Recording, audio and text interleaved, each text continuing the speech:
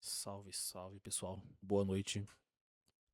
Então, é, nessa última semana, né, completaram-se 105 anos de um dos experimentos centrais da história da insulina. Para muita gente, essa data pode passar despercebida, né? Mas para mim, ela é histórica e também profundamente pessoal. Eu vivo com diabetes tipo 1. Quando comecei a estudar esses fatos, né, eu percebi que contar apenas, por exemplo, a descoberta de 1921 seria muito pouco. Existe a época em que o diagnóstico era quase uma sentença de morte. E existem os experimentos, né, com animais, os primeiros testes em seres humanos, as disputas pelo crédito e o desafio de transformar um extrato instável em um medicamento produzido para todo mundo. Mas existe também tudo que veio depois. A insulina de origem animal, o DNA recombinante, os sensores, as bombas de insulina, os sistemas automatizados e pesquisas que tentam preservar ou substituir as células produtoras, né, da insulina. E deixo bem claro que já, né, eu não sou médico, endocrinologista, nem pesquisador de laboratório. Esse vídeo é só uma divulgação científica, não é uma orientação médica. E, bom, para prepará-lo, eu consultei documentos históricos, diretrizes e artigos científicos. Então, eu posso, né, de vez em quando aqui olhar as minhas anotações, ou tropeçar em alguma pronúncia, e porque são muitas coisas, sabe? São muitas coisas de muitos países, então é meio complicado. Então eu prefiro essa transparência a fingir uma segurança, né, que eu não tenho sobre isso. E o objetivo é explicar o que sabemos, o que ainda não sabemos e por que manchetes sobre cura precisam ser lidas com muito cuidado. A pergunta que organiza esse vídeo é: o que mudou quando aprendemos a repor insulina e o que ainda falta resolver no diabetes tipo 1? E aqui estamos, né? 105 anos da insulina, de 1921 para 2026. A insulina mudou o destino de uma doença que até então quase sempre terminava em morte. Mas ela não encerrou a história. Ela abriu um novo capítulo. E esse capítulo ainda está sendo escrito. Talvez a maneira mais direta de sentir o tamanho dessa mudança seja começar por uma possibilidade mais pessoal, né? Por exemplo, se eu tivesse nascido pouco mais de 100 anos antes, existe uma grande chance de que minha vida tivesse sido contada em meses, talvez em poucos anos. Não porque o diabetes tipo 1 fosse outra doença, mas porque ainda faltava uma coisa que hoje parece comum e cabe na minha mão. É a possibilidade de repor insulina. E para entender por que a sua ausência era tão devastadora, precisamos primeiro entender o que a insulina substitui dentro do corpo. Então, o ponto de partida está no pâncreas. É nele que encontramos as células especializadas em produzir a insulina que o organismo usa para coordenar parte essencial do metabolismo. No diabetes tipo 1, o problema começa quando o próprio sistema de defesa passa a atacar estas células. Dentro do pâncreas, existem pequenos agrupamentos, né, chamados de ilhotas pancreáticas. Entre as células dessas ilhotas estão as células beta, né, responsáveis por produzir e liberar insulina. No diabetes tipo 1, o sistema imunológico passa a atacar justamente essas células beta. Quando a defesa do organismo ataca estruturas do próprio corpo, damos a isso o nome de autoimunidade. Autoimunidade é quando um sistema criado para nos proteger passa a reconhecer componentes do próprio organismo como um alvo. É por isso que o diabetes tipo 1 não é causado por ter comido açúcar. O centro do problema é imunológico, não uma escolha alimentar. Mas perder células beta só se torna realmente compreensível quando entendemos o trabalho da insulina. E o que a insulina faz? Talvez você já tenha ouvido que ela funciona como uma chave que permite a entrada da glicose nas células. Essa analogia ela ajuda, mas ela é incompleta, né? A insulina é um sinal metabólico. Ela participa do controle de como o organismo usa, produz e armazena a energia, influencia a produção de glicose pelo fígado e o metabolismo das gorduras. Por isso, quando a deficiência se torna profunda, não existe apenas um número de glicose, né, fora do lugar. Então, quando falta insulina de forma importante, o metabolismo começa a meio que se desorganizar, né? A glicose se eleva, enquanto o organismo passa a mobilizar gordura de maneira mais intensa. E nesse processo, o fígado produz acetonas. Quando elas se acumulam e alteram a acidez do sangue, pode surgir a cetoacidose diabética, ou CAD. Guarda esse nome.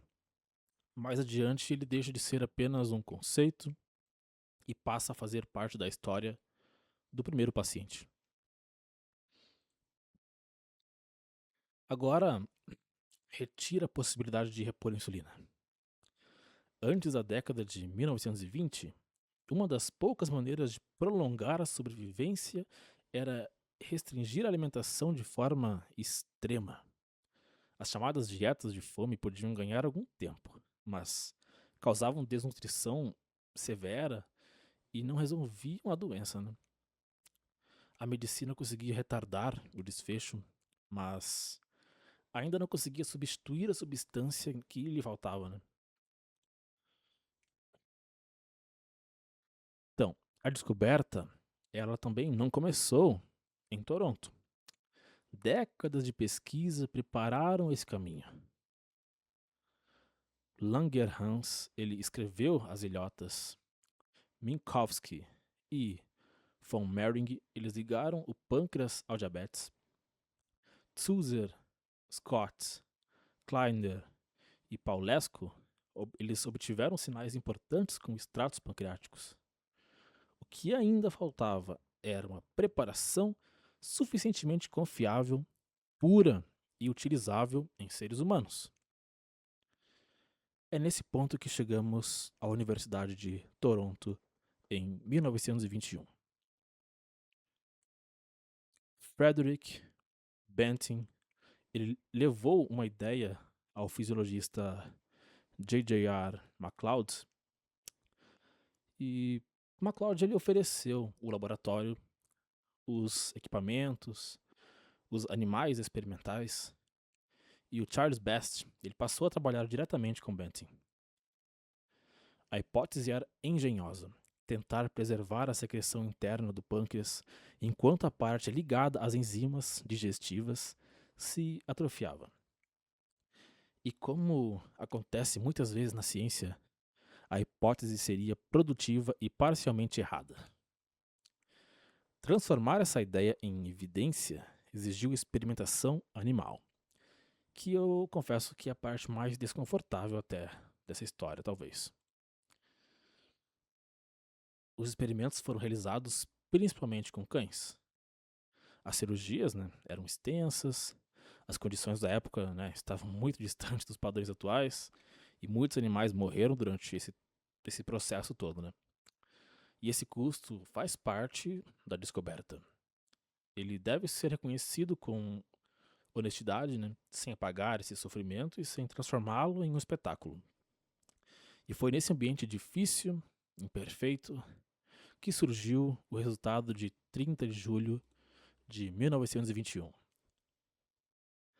Na manhã de 30 de julho, Banting e Best eles prepararam um extrato a partir do pâncreas do cão 391 e o administraram no cão 410, que estava sem pâncreas e apresentava diabetes. A glicose registrada, ela caiu de aproximadamente algo próximo de 200 para 120 miligramas por decilitro.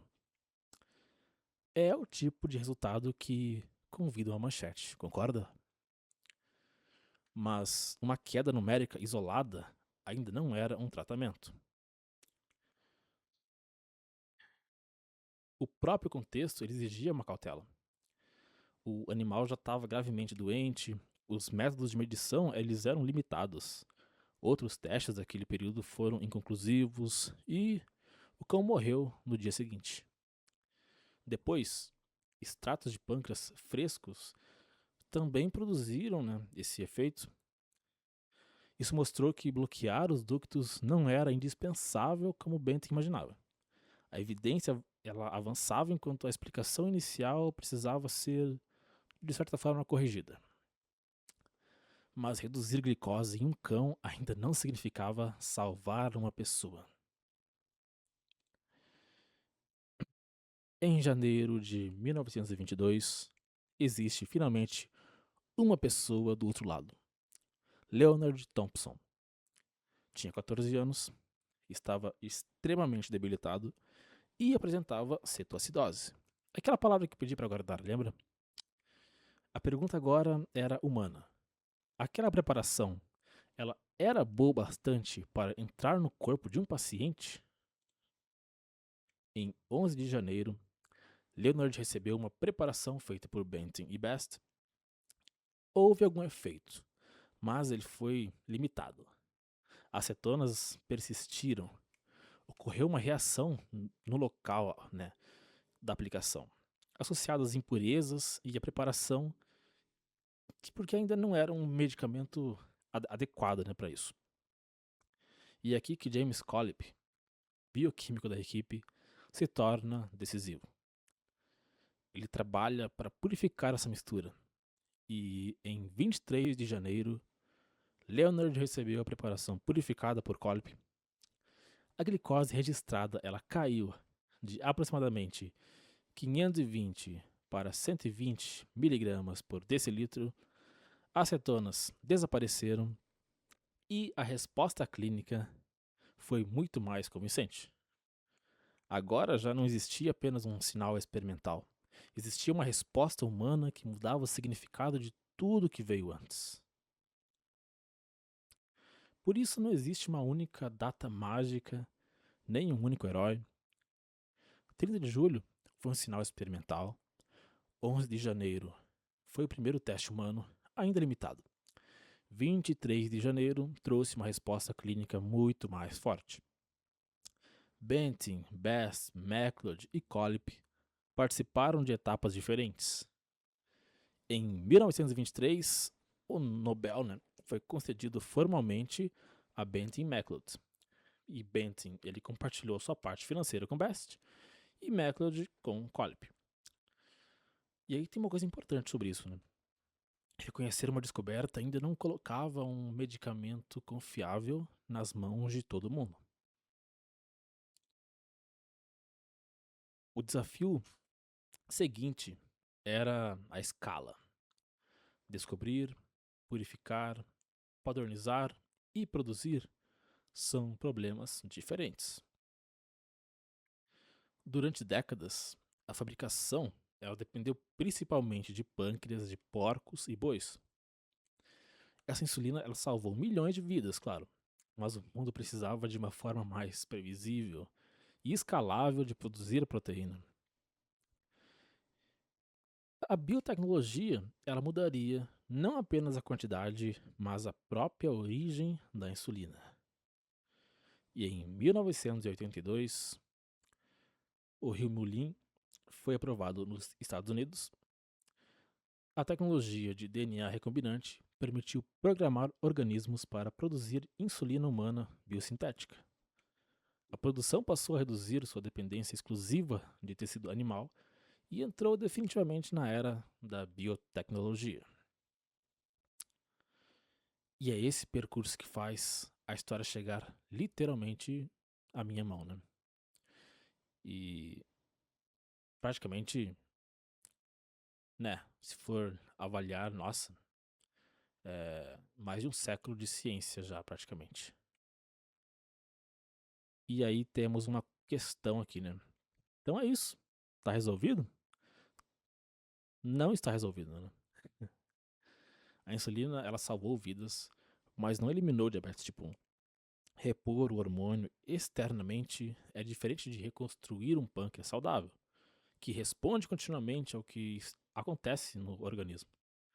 Por isso, viver com DM1 não cabe numa equação simples, digamos.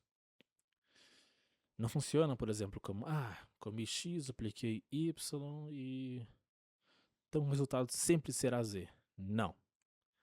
A alimentação, ela importa, mas exercício, estresse, sono, hormônios, a própria doença, absorção e muitos outros fatores também interferem. A mesma pessoa pode responder de formas totalmente diferentes em dias diferentes. E, bom, eu mesmo tenho diversos exemplos assim, né? Mas um dia geralmente não é igual ao outro. E tem fatores importantes, sabe? Tem fatores importantes que devem ser levados em consideração. E por isso que temos que estar sempre atentos. É bom estudar sobre as questões. Hoje em dia é mais fácil. É, tem muita informação, tem muitos estudos, então você consegue ficar por dentro de muita coisa, né? Por mais que existisse a insulina por esses anos anteriores, né? 10, 20 anos, 30 anos atrás, tinha muito acesso a informações que eram meio complicadas. E hoje em dia tem muita coisa que dá para absorver de uma forma relevante. Mas então, e quando a reposição não coincide com a necessidade daquele momento, aparecem situações que muita gente mistura, que seria hipoglicemia, que é a glicose baixa, hiperglicemia, que é a glicose elevada, e a cetoacidose diabética, né, que envolve uma deficiência importante de insulina, produção de cetonas e acidose metabólica. São situações diferentes. Uma não é simplesmente uma versão mais forte que a outra. E a própria palavra diabetes também reúne condições diferentes. Diabetes é um grupo de condições que compartilham glicose elevada, mas podem chegar, né, a esse resultado elevado por mecanismos diferentes. Por exemplo, no tipo 1, o centro do problema é a autoimunidade, a deficiência profunda de insulina. No tipo 2, costuma existir uma resistência à ação da insulina e uma perda progressiva da capacidade de produzir o suficiente. E também há diabetes gestacional e outros tipos mais específicos. E, claro, o tipo 1 não existe apenas em crianças. E o tipo 2 não existe apenas em adultos. E usar insulina não define sozinho o tipo da doença. Quando condições diferentes elas recebem o mesmo nome geral, os mitos eles se misturam, sabe? Então aqui temos algumas respostas rápidas sobre algumas questões. DM1 não é causado por comer açúcar. Não dá para identificar o tipo olhando o corpo da pessoa. Glicose dentro do alvo durante o tratamento não significa que a doença desapareceu. E a alimentação não se resume a uma lista universal de pode ou não pode. Ela depende do contexto de cada pessoa e do acompanhamento profissional. Depois de limpar essas confusões, fica mais fácil entender o que mudou quando passamos a enxergar a glicose continuamente. O sensor contínuo de glicose, ou CGM. Normalmente ele mede a glicose no líquido intersticial, o fluido entre as células e não diretamente no sangue. O maior salto aqui não é apenas mostrar um número, por exemplo, 105 estável, 105 subindo e 105 caindo rapidamente. São situações diferentes. Esse número ele pode ser igual, mas a direção muda totalmente a situação. E quando essa tendência ela conversa com uma bomba de insulina e um algoritmo, parte do trabalho passa a ser automatizado. Isso aqui é bem importante, tá? Isso aqui, no caso do CGM, né, te ajuda em muitos aspectos, tanto para o tratamento em si, como psicológico também, faz diferença total. Então, voltando aqui,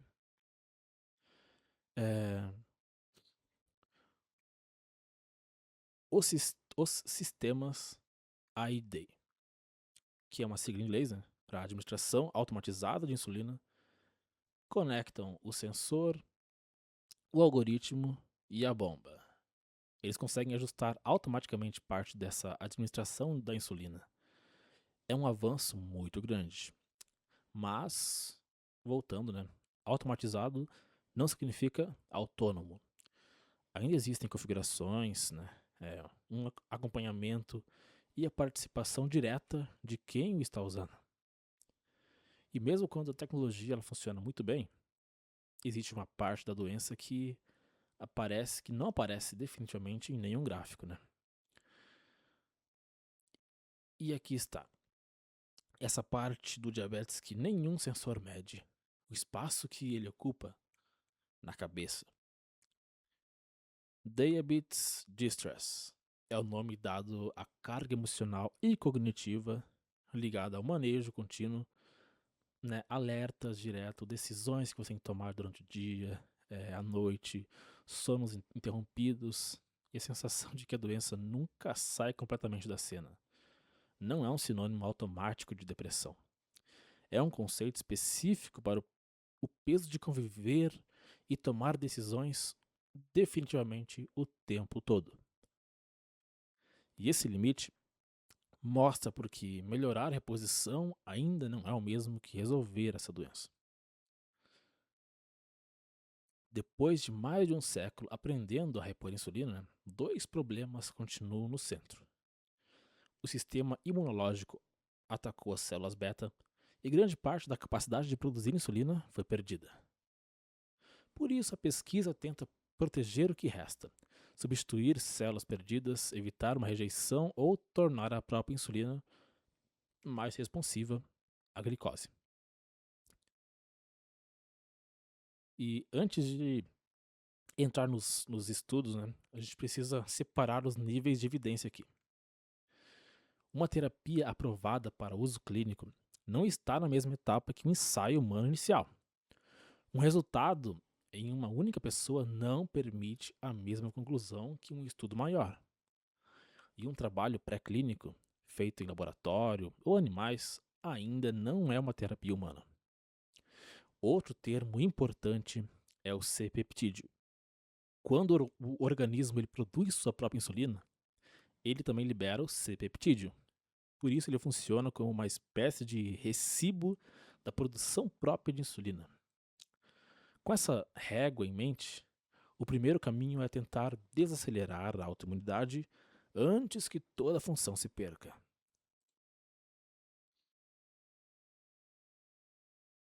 O tepilizumab tenta interferir na autoimunidade. Ele é um anticorpo, né, monoclonal, uma molécula produzida para reconhecer um alvo específico que se liga ao CD3, presente nas células T do sistema imunológico. A ideia não é criar novas células beta, é modular parte da resposta e retardar a perda da produção própria de insulina. Em junho de 2026, a FDA ela aprovou uma nova indicação para determinados pacientes de 8 a 17 anos, recentemente diagnosticados com estágio 3, e o objetivo é retardar o declínio da produção própria de insulina. A palavra central é retardar, que é diferente de curar. E não é uma terapia simples, ou universal, ou sem riscos. E aí está, né? Quando a capacidade de produzir insulina já foi amplamente perdida, preservar o que resta pode não ser o suficiente. E a próxima estratégia seria, substituir as células. Substituir células beta já existe em situações muito específicas. E aqui temos esse Lantidra, que ele usa ilhotas retiradas do pâncreas de doadores falecidos. Elas são infundidas pela veia porta e passam a funcionar do fígado. Nos estudos usados, para aprovação, 21 de 30 pacientes, participantes, eles ficaram independentes da insulina por pelo menos um ano. Mas a indicação é restrita a um grupo adulto muito específico. Existe disponibilidade limitada de doadores e é necessária imunossupressão contínua para evitar a rejeição das células. Então, a prova ela é importante. Células transplantadas podem funcionar, mas doadores e imunossupressão limitam o alcance dessa solução. E se as ilhotas fossem fabricadas em laboratório? Então, aqui entra o Zimislecel, que parte de células-tronco cultivadas e transformadas em células de ilhotas maduras. Em um estudo fase 1 para 2, 14 participantes eles completaram pelo menos 12 meses de acompanhamento. 12 receberam a dose completa. Nesse grupo, 10 de 12 estavam independentes da insulina no dia 365. É um resultado impressionante para uma fase inicial, mas os limites precisam aparecer junto. É um estudo pequeno, o acompanhamento ainda ele é curto, é necessário imunossupressão contínua e teve eventos adversos graves relatados. O estudo ele demonstrou uma restauração da função do grupo estudado, não demonstrou uma cura ampla. Então, E se conseguimos produzir células, surge uma outra pergunta. Podemos protegê-las sem enfraquecer o sistema imunológico inteiro? E se as células fossem modificadas para serem menos reconhecidas pelo sistema imunológico? Esse é o princípio das células hipoimunes. Pesquisadores eles editaram ilhotas de um doador e as implantaram no músculo do antebraço de uma pessoa com DM1, sem imunossupressão sistêmica, de amplo espectro. Depois de 14 meses, havia função secretora detectável e não foi observada uma resposta imune detectável contra o enxerto. Mas o tamanho da amostra precisa ocupar a tela. N é igual a 1, ou seja, uma única pessoa. O participante continuou usando a insulina. Portanto, o resultado ele não demonstra cura. Ele mostra uma prova de conceito. Células editadas funcionaram por mais de um ano nesse participante sem imunossupressão sistêmica ampla. E outra linha de pesquisa não modifica as células, modifica a própria molécula de insulina. E aqui temos NNC2215, que foi desenhada para alterar a sua atividade de acordo com a concentração de glicose.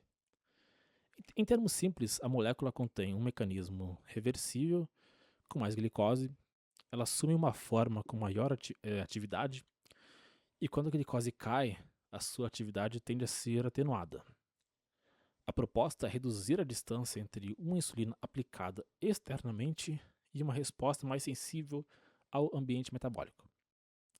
Mas o selo do slide ele é decisivo. Pré-clínico. O trabalho foi realizado em laboratório, ratos e porcos, basicamente. Ele não demonstrou uma terapia viável para seres humanos. Então, depois de tudo isso, a pergunta inevitável continua sendo a mais simples de todas.